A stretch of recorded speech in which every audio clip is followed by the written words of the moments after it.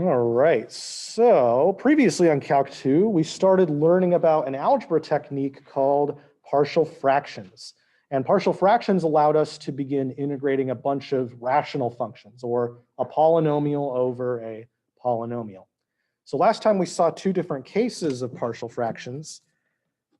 And remember, I'm going to abbreviate partial fractions as either PF or PFD.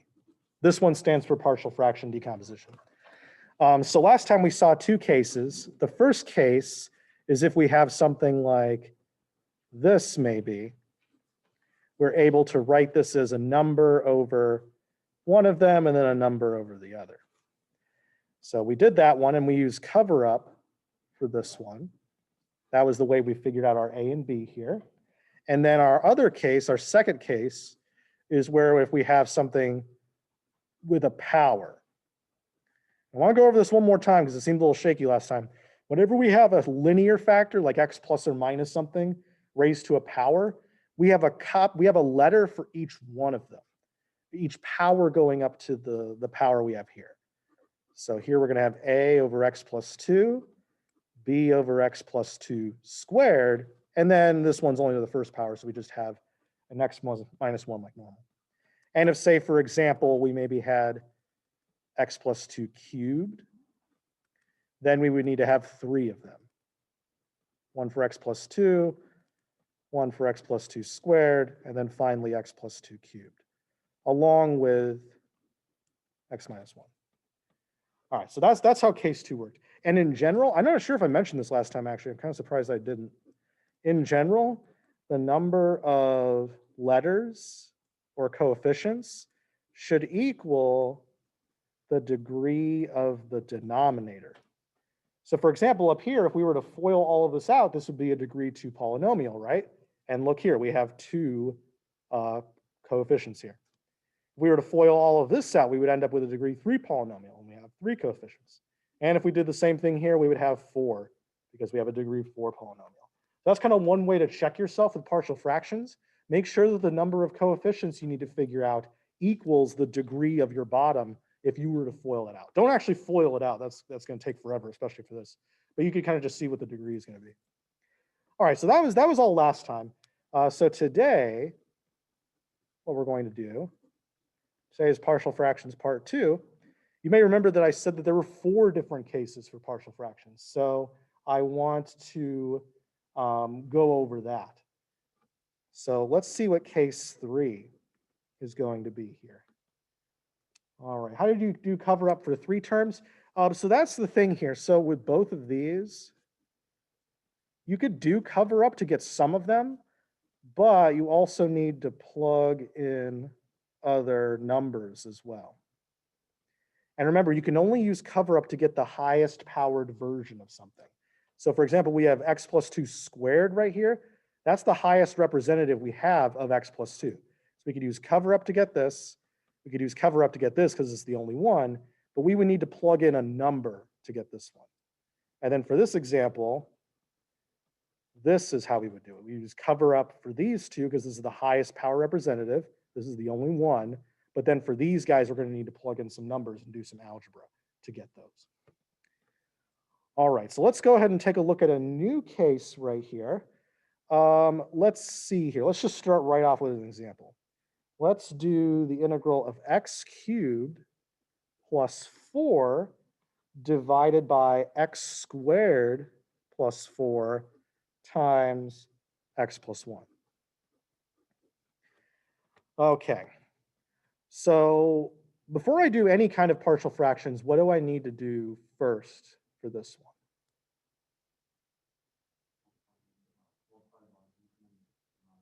That's right, yeah, so we need to do long division, because if we were to multiply out the bottom here,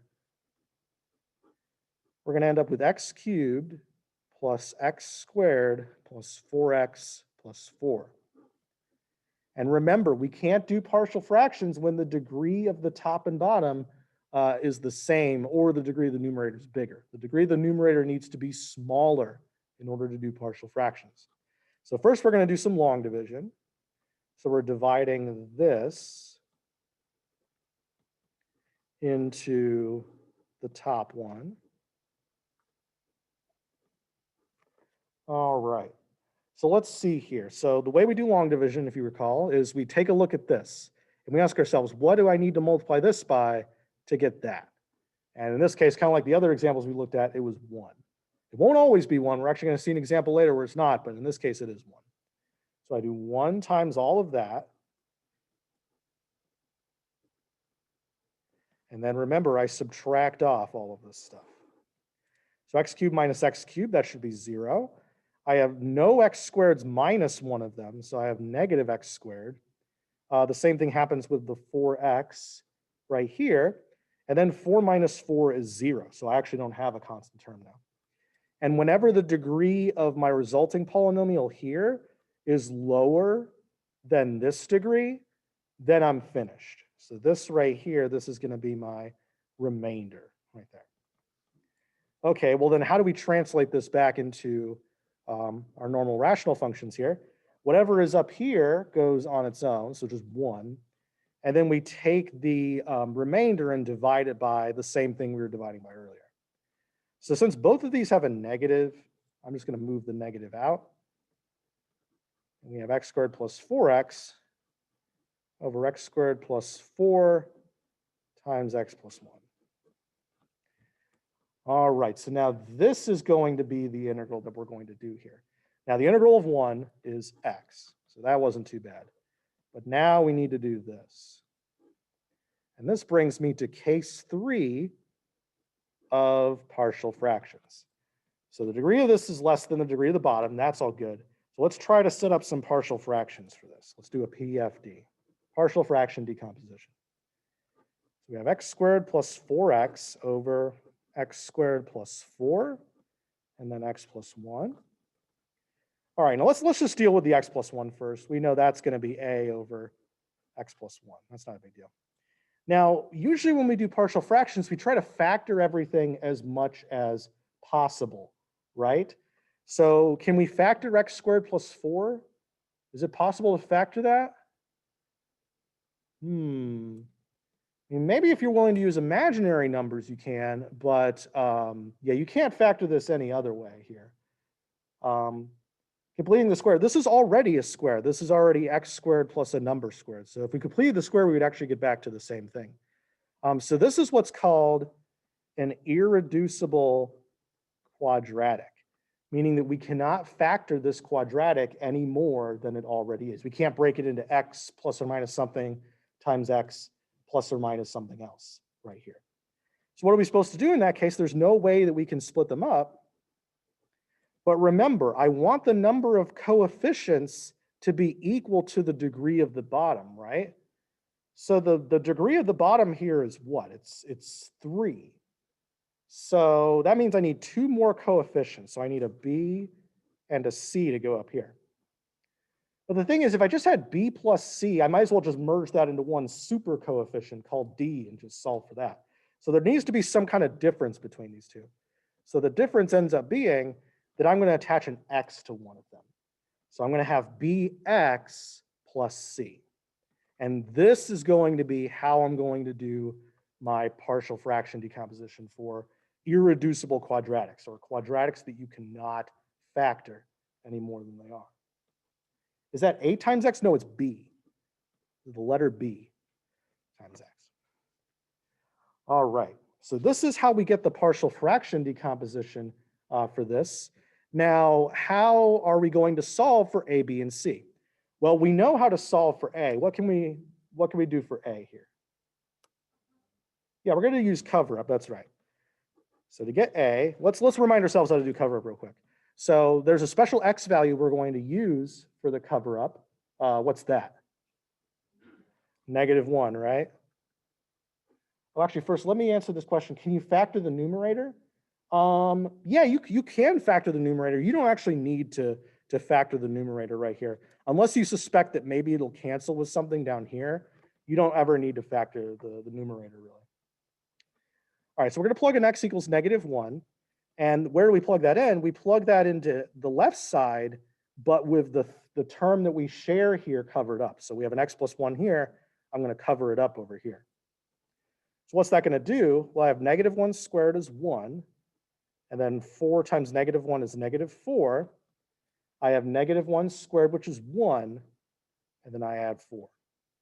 1 minus 4 is negative 3. 1 plus 4 is 5. Okay, so I immediately know that A is going to be negative 3/5. Yeah, what's up? But because I'm plugging negative 1 into this right here. That's what I'm doing. I'm plugging negative 1 into this. All right, so we end up getting that A is negative 3/5 right here. All righty. So now let's figure out what B and C are. Now we can't do cover up with B and C because what makes this be 0? Well, none other than 2i and negative 2i, which are complex numbers. And there is a lot of stuff with calculus that involves complex numbers, but we're not going to talk about that here. We'll save it for someone else. So we effectively don't have any numbers available to us to plug into here to be 0. So we cannot use cover up to get this. So what are we supposed to do instead? What we're going to do now is we're going to clear the denominators. I don't know if you have the term, or sorry, I don't know if you've heard this term before here, but clearing the denominators means I multiply both sides by this denominator right here. You just get the step where you get rid of the denominators by multiplying the A and B. Oh yeah, I'm going to show that right now. Yeah, don't worry. So I'm going to multiply both sides of my equation by this denominator. So I'm multiplying all of this by the denominator. So if I do this stuff times this is exactly the same here, right? So those are going to cancel out right here. So this and this will cancel out. I'm just left with x squared plus 4x on the left. All right, meanwhile, on the right side, I'm going to do x plus 1 multiplied by this, but notice there's an x plus 1 on the bottom right there. So this and this will cancel, and the thing that's going to be left up there is this x squared plus 4. So I'm going to have an x squared plus 4 here. And remember, this and this will cancel out. They're the same, but we don't have anything to cancel out the x squared plus 4. So that's got to stick around. And then finally, with the bx plus c, the opposite happens. The x squared plus 4s will cancel out down there, but there's nothing to cancel out the x plus 1. So that has to remain. So we're going to multiply the bx plus c by that. Now, one really common mistake, maybe not as common as the natural log mistake, but pretty common, you need to put parentheses around your bx plus c.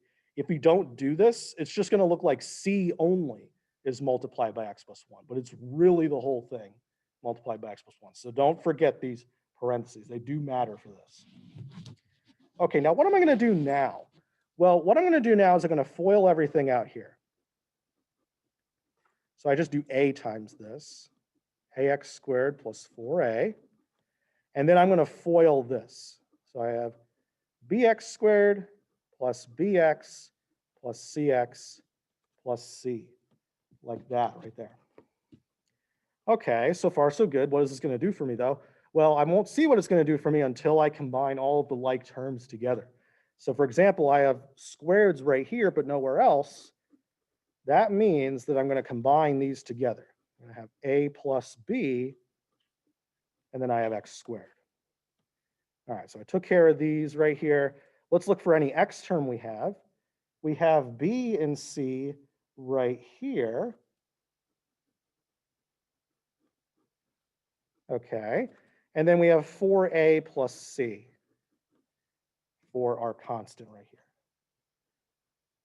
All right, so let's see here. So now what we need to do is we see that this is a polynomial, right? And this is a polynomial. Now, normally when we think about equations, we think about them relating two numbers together. We're saying like, oh, this number is the same thing as this number. But I want you guys to kind of put that aside for a moment. I want you guys to think about this as an equation of polynomials. What we're saying is this polynomial is the same as this polynomial right here. So we're saying that these two are going to be exactly the same. Now, what we're going to do when two polynomials are the same, that means they need to have matching numbers in front of the corresponding powers of x. So technically right here, this is 1 times x squared, right? So the coefficient for x squared here also needs to be 1. So that means that we get the equation that a plus b has got to be 1, since this coefficient for x squared needs to match this one. Okay, well, it looks like we have a 4 times an x here, so since this is the same polynomial, that means that b plus c also needs to equal 4 right here. All right, and then now I have 4a plus c is my constant term. What do you think that's going to equal? It's going to equal 0. That's right, because we don't have a constant term over here, but if we wanted to, we could technically add plus 0 if we wanted to, kind of like as a placeholder. And if we're ever missing a power of x over here that we have over here, we could do the same thing. Like maybe if we didn't have the x squared, we could have 0x squared over there as well. So if you're ever missing one, you're going to have it be 0. All right, so we have these three equations, and these three equations are going to help us get a, b, and c. Now, we actually already know what a is from earlier. A is -3/5, right? So this will kind of speed things along a little bit. I put -3/5 into here. -3/5 plus b is 1, right? All right, so then what does that mean that b is going to be equal to? What's b in this case? 1 plus 3/5, then I'm going to have 8/5. So I found a, I found b, and then maybe we could use this equation to get what c is going to be. All right, so I have 8/5, I put it here, plus c is 4. Well, let's see, 4 is going to be 20/5 right here. So if I subtract 8/5, I'm going to have that c is going to be 12/5 like that. And there we go. We were able to get all of our coefficients using this method. And this method, I don't know if this has a name overall. I like to call it comparing polynomials. And using this way, we're able to get our coefficients even when we cannot use cover-up. Now, this kind of takes a long time, so if you can use cover-up, I definitely recommend using it if you can. Like I didn't hesitate to use cover-up way back here. But for some things, we need to do this, and this is the quickest way to do it. By the way, if you really don't like cover-up, there's like always like a minority of people who don't like it. You could technically do this on linear terms as well. You could technically do this for any of the partial fraction decomposition. So if you really like this method, you could use it all the time if you want to, but it does take longer than cover-up if it's only linear terms. All right, anyways, let's go back to where we started. What were we trying to do to begin with? Well, remember, we were trying to get this a, b, and c here. So now we could do the integral of -3/5 over x plus 1. And then we have, let's see, b is 8/5 x. And then we have plus 12/5 all over x squared plus 4. Okay, so this is what we're going to do right here. So now we have to do these integrals instead. Okay, well, we saw a bunch of times last time how to do something like this. What is this integral going to end up being? We saw what's going to happen with this. That's right.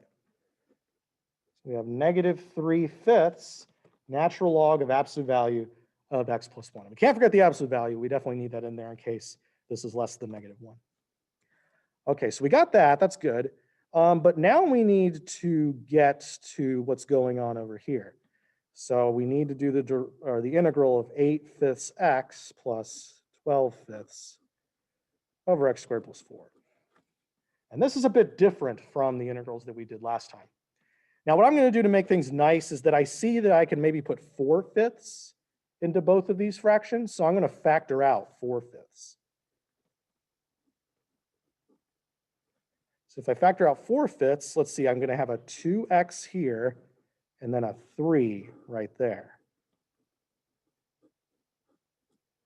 Okay, now what I like to do to kind of save time is I'm just going to drag this guy to the end, right? So what I'm going to do is I'm just going to put a squiggle right here. And this squiggle is going to represent all of the extra stuff that I've gotten before that I'm not going to use again. So this is kind of just like a space saver or a time saver, really. So this is just going to represent this. And then once I get to the end, I'll write it one more time. All right, now we need to do this integral. The way we're going to do this one is we're going to split up this fraction. So I'm going to have 2x over x squared plus 4. And then I'm going to have 3 times the integral of 1 over x squared plus 4. Like this right here. Okay, and I'm going to do each of these separately in a different way. So looking at this one, how do you guys think we should do this integral? Does anyone see a method maybe of doing this? U-substitution, that's right, everyone's got that, wonderful. So we're going to use a u-sub with u being x squared plus 4. So du will be 2x dx, and very conveniently, we already have that as part of our integral. So this will end up being the integral of du over u. Okay, so that one's not going to be too bad. Now this one is one I want to talk about right here. So this is a very common integral that we're going to be seeing quite a lot. So whenever we have the integral of a number over x squared plus that same number squared right here, this is going to be arctan of x divided by that number plus c. And another way you may see this is we might just divide the a off of there and then put it down here. So if you ever see 1 over x squared plus a number squared, that's just going to turn into an arctangent.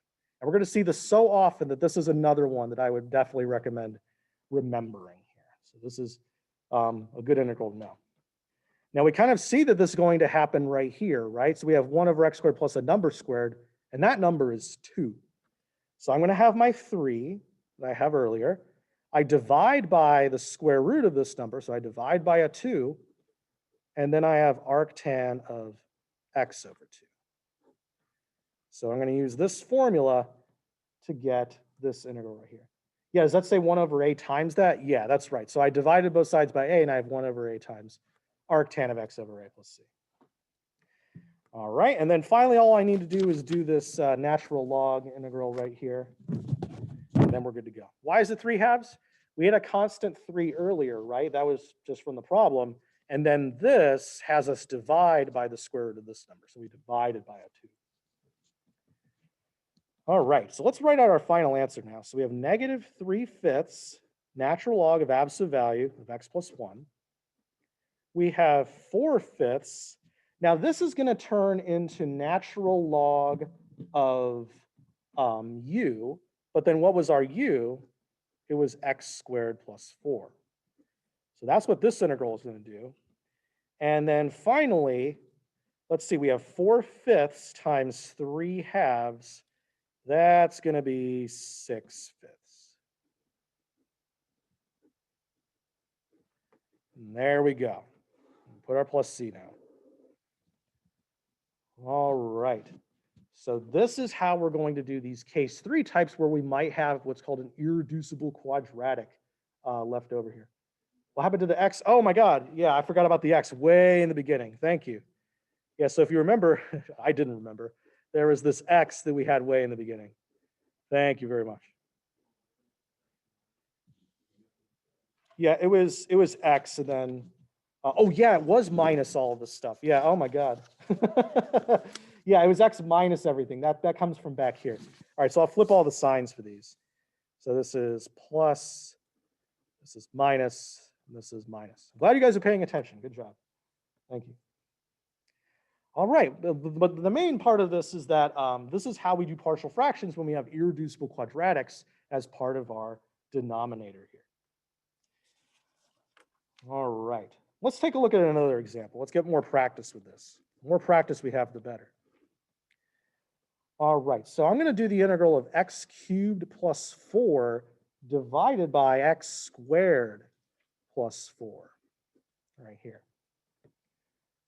Okay, so what's going to happen here? Well, before we do any kind of partial fractions or whatever, what do we need to do first? We need to do long division because on the top we have degree 3, and in the denominator we have degree 2. Okay, so let's do some long division. Let's see. So what do we need to multiply x squared by to get x cubed? X, right?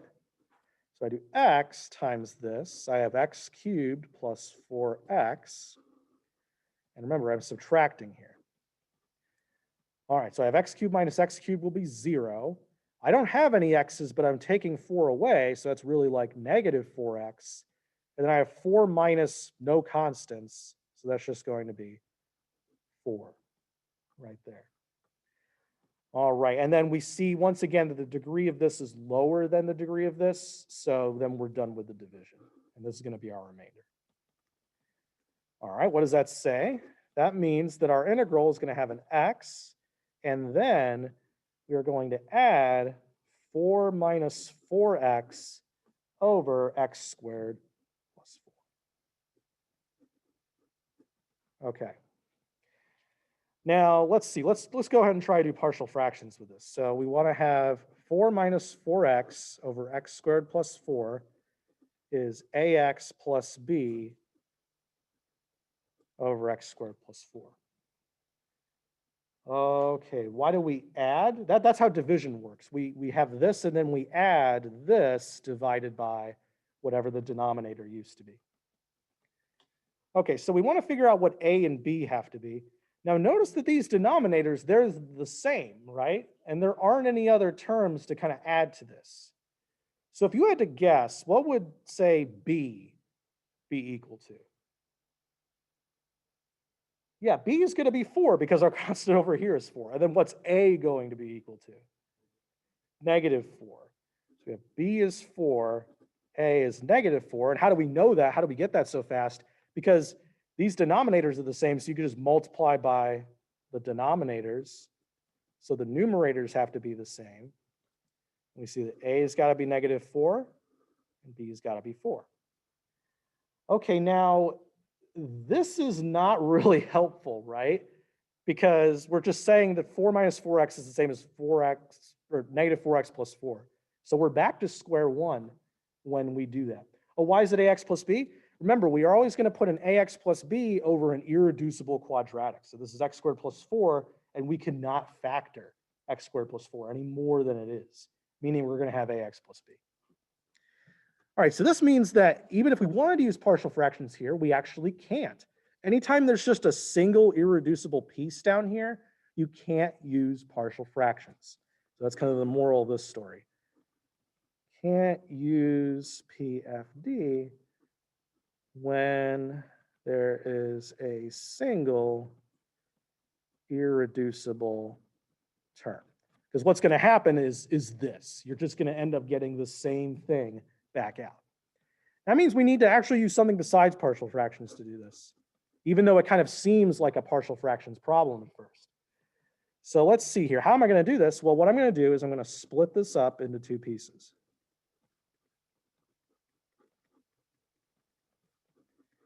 And these two pieces might look familiar.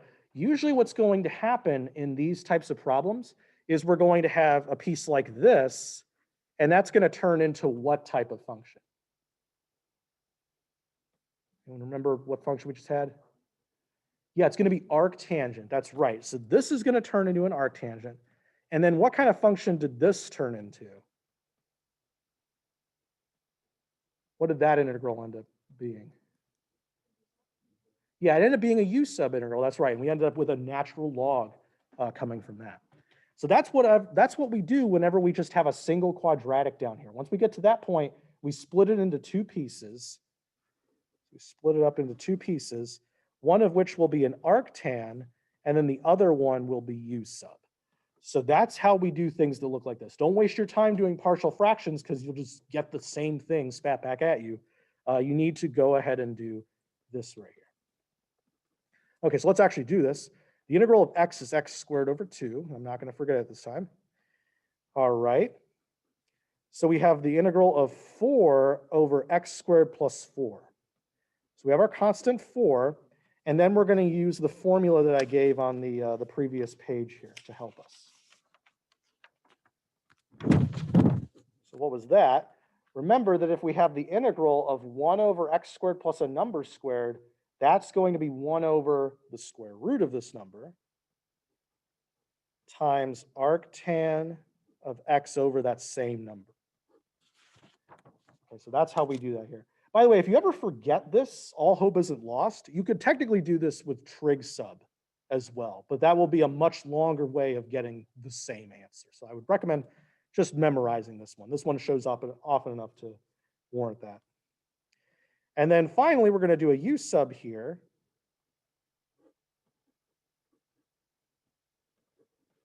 With the U sub, we're going to just do U is x squared plus 4. So du will be 2x, and then, 4 times a half is 2. And so then we're going to have minus 2 times the integral of du over u right here. And then as always, this is going to be a natural log.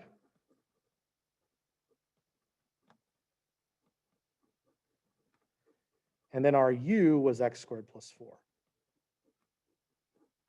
And there we go. So there is our solution here. And this one, so the moral of this story is that this one kind of seemed like a partial fractions problem. Like it was a rational function in the beginning, so it seemed kind of like partial fractions here. But if we would have tried that, we would have been wasting our time because it just would have spat out the same thing. Yeah, the formula is we divide by the square root of this number, and the square root of this number is 2. So that's where we're supposed to divide something by 2.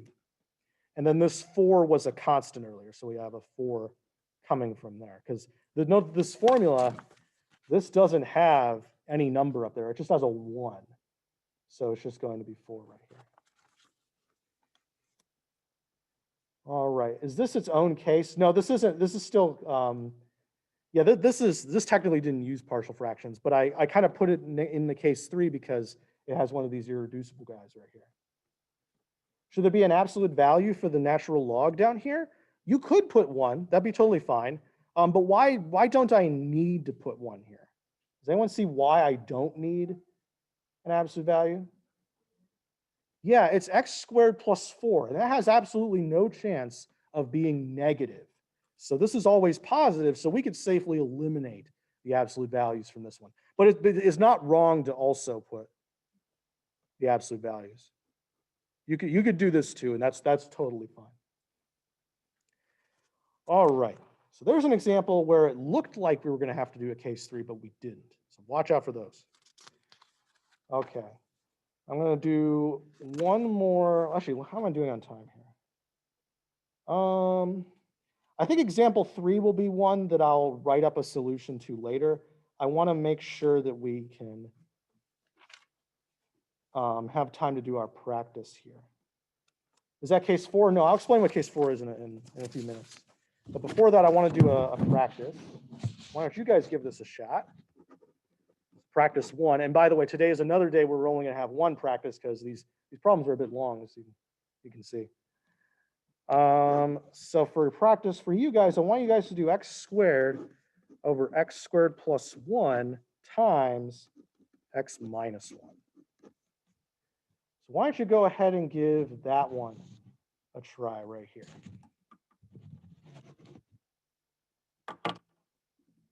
And as always, you're welcome to work together. You guys can talk in the chat. You can ask me for help. Anything's fine.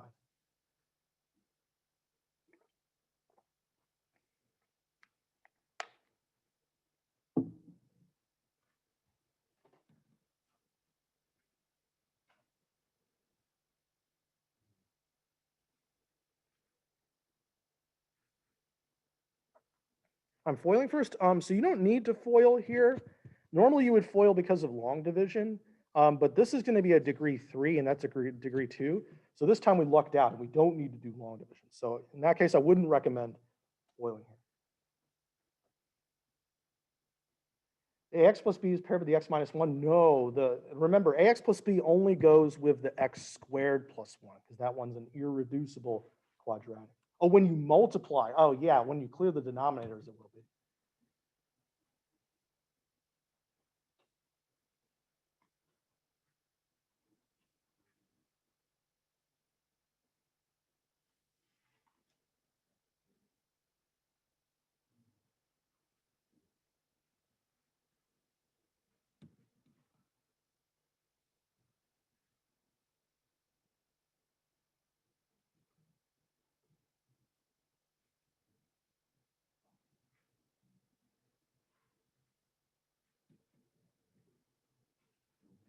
So you can use cover up. Yeah, you can use cover up to get one of them. Yeah.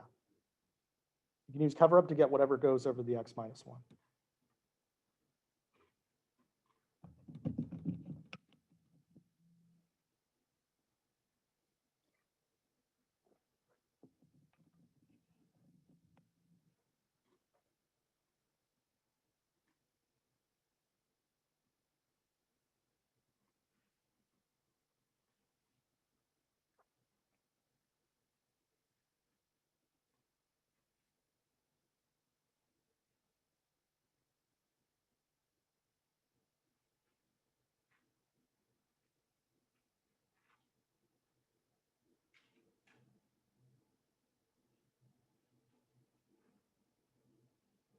So once you clear the denominators, you FOIL everything out, gather the like terms together, and then you compare each side.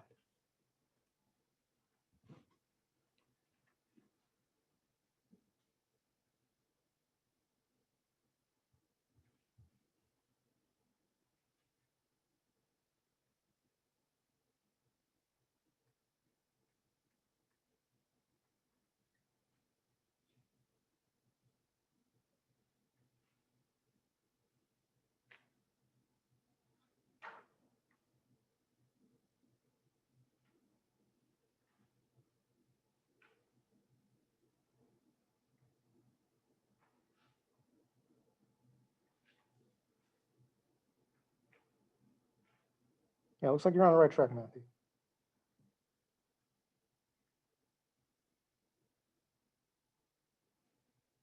Yeah, a lot of times they can be the same number.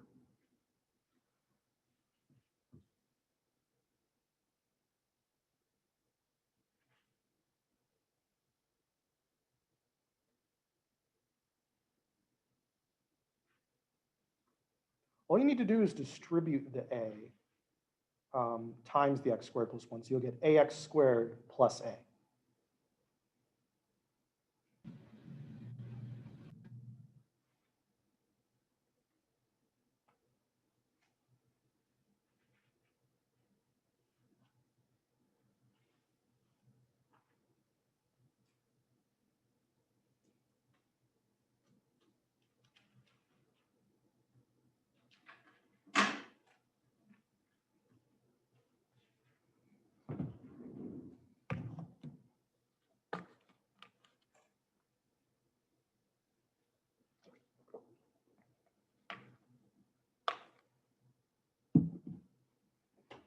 It's all right. We'll go over in a minute or two here.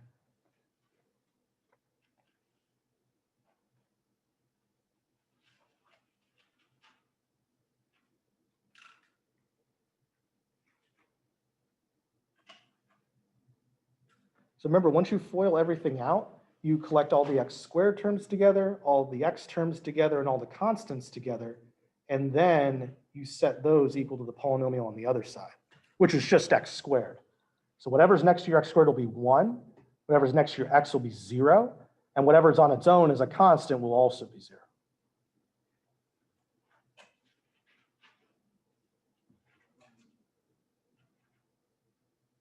Yeah, I'll show you in a minute, don't worry. We'll go over it.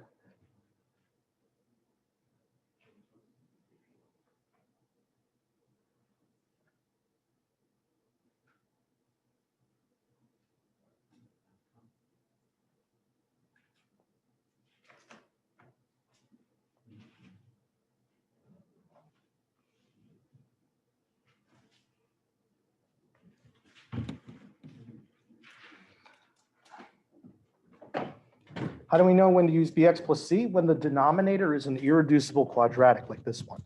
Like try to factor x squared plus 1. There's no way to factor it. So whenever you have a quadratic like this that you can't factor, you have an ax plus b, or a letter times x plus another letter over it. All right, I'm going to go ahead and get started this in the interest of time. If you're still working on it, feel free to work on it. I'm just going to go over the first part here. So let's do partial fractions with this. We don't need to do log division since this is degree 3. That's degree 2. So let's see here. How do we set up our partial fractions? Well, I have this irreducible quadratic, so that means I'm going to have ax plus b. And then I have this linear term. I guess that will just have a c.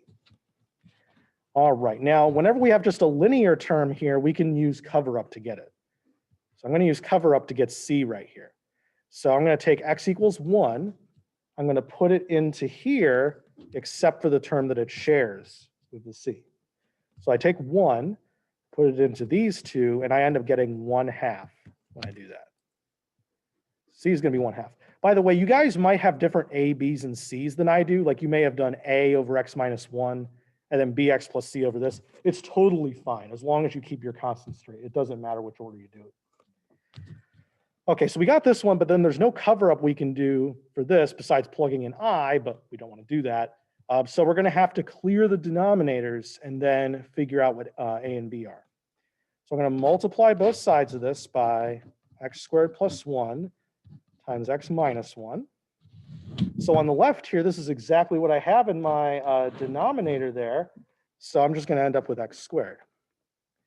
All right, with the ax plus b over this, these will cancel out, but I'll still have this one up there. Okay, and then finally, we have c over x minus 1. These are going to cancel out right here. And then I'm going to have c times x squared plus 1. Okay, so what do I do once I get to this point right here? So I'm going to FOIL this out. So I have ax squared minus ax plus bx minus b. I get all that from this. And then I have cx squared plus c right here. All right, now what I do after this is I gather all of the like terms together. So I have these squareds right here. I'm going to gather them together. So I have a plus c. All right, and then let's see. The only x's I have are right here. So this will be b minus a times x. And then finally, I have a c and a b here. So I have c and then negative b. All right, and then all of this is going to be x squared right here. How do you find the c term without clearing the denominator? You use cover up. We just use cover up to get this. So x equals 1 is the thing that makes this be 0. And then so I plug 1 into here. I have 1 squared over 1 squared plus 1 is going to be 1/2. All right. So now here's the key part of this. Here's how we actually do this. So this polynomial is the same thing as this polynomial, right? This is an extremely kind of weird way of writing x squared. Now, if I want this side to be equal to x squared, then this has to be a coefficient of 1, because technically this is 1 times x squared. So this has got to be 1. This has got to be 0. And this has got to be 0, because we don't have any x terms over here. We don't have any constants. So that means that this has to be 0. All right, so this gives us a few equations. A plus c has got to be 1. B minus a has to be 0. And c minus b has got to be 0 right here. All right, so these are actually pretty nice because both of these just say that a is b and then b is c. And since we already know what c was from earlier, we know that all three of them are actually the same number. A equals b equals c equals 1/2. And there's absolutely nothing wrong with that. That's totally fine if you get that as a scenario here. There's nothing wrong with it at all. Okay, so let's go back to our original objective, which, if you recall, was doing an integral. So our original integral is now going to be 1/2 x plus 1/2 over x squared plus 1. And then we have 1/2 over x minus 1 right here. All right. So we know how this part of the integral is going to turn out. We've seen this quite a bit. This is going to be 1/2 natural log of absolute value of x minus 1.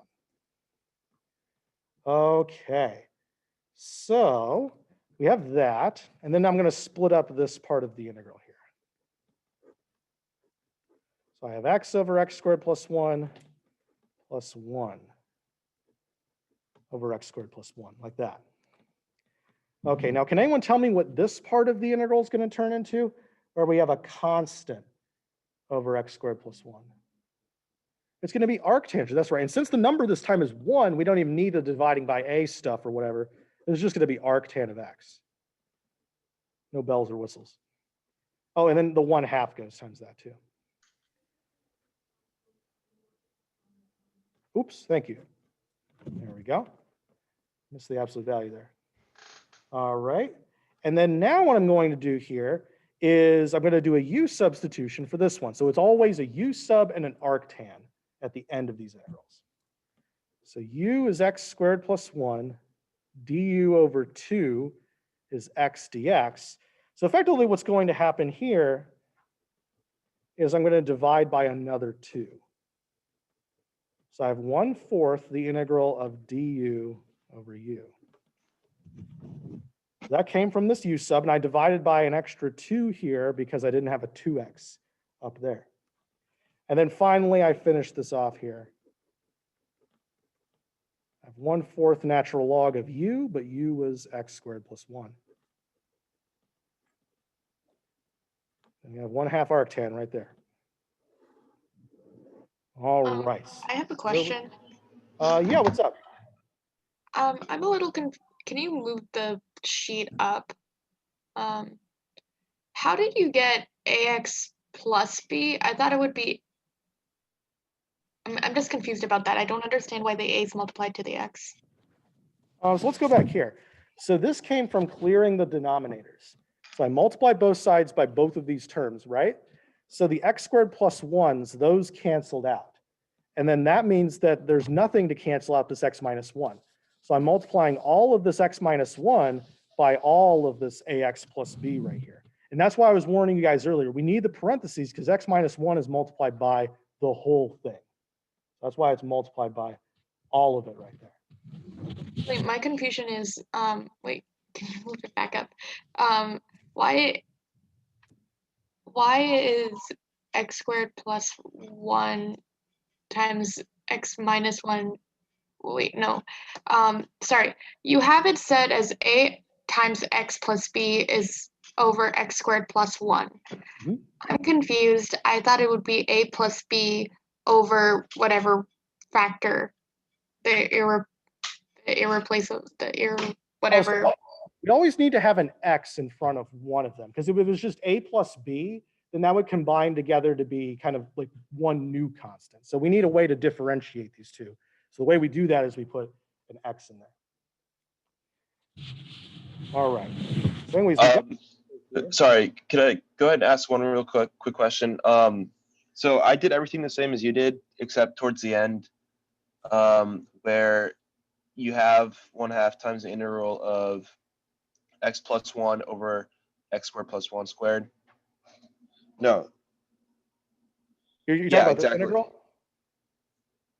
Yeah, okay, no, never mind. I see what I did already. My bad. Yeah, I split that integral up earlier into these two. Yeah, no, I just wrote it. Yeah, I got it. All right, guys. Yeah, so there we go. So there's the answer for this practice problem, and I checked it this time. It actually is an answer in Canvas, so you don't need to worry about that. Yeah, what's up? How did I get the coefficient for 1/2 of arctan of x? Well, let's see here. Back here, I factored out a 1/2 from this. That went right there. And then I had x plus 1 here, and then I split them up. And the 1/2 was still technically multiplied by that. All right, so it didn't look like we were able to make it to case 4 here. What I'm going to do next time is I'm going to do the end of this lesson. So I'm going to finish this lesson up next time. And then I'll probably divide the next lesson up to Friday, but then we should be able to catch up by then. All right. So anyways, so that's partial fractions here. My main suggestion for this is to practice. This is definitely something that if you keep practicing it, you'll get more and more used to the process every time. You'll see the same things happening every single time, and you'll get better at it. But as always, feel free to email me if you have any questions, or come to office hours on Thursday if you'd like. Mr. Manley, now that I see it real quick, it's, so you have the integral of half x plus Just a half second. over. I'm going to turn off the recording.